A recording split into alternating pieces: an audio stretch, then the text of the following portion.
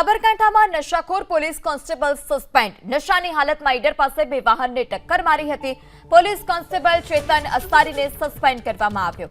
આરોપી constable Vadali police સ્ટેશનમાં ફરજ બજાવતો. અકસ્માતમાં 8 લોકોને ઈજા પહોંચી હતી. કારમાં દારૂની બોટલ અને ગ્લાસ પણ મળી આવ્યા હતા. વધુ માહિતી સાથે સંવાદદાતા દર્શન ફોનલાઈનથી જોડાયા છે. જે દર્શન, પોલીસ કોન્સ્ટેબલ કે જેઓને સસ્પેન્ડ કરવામાં આવ્યા છે, શું વધારે વિગત?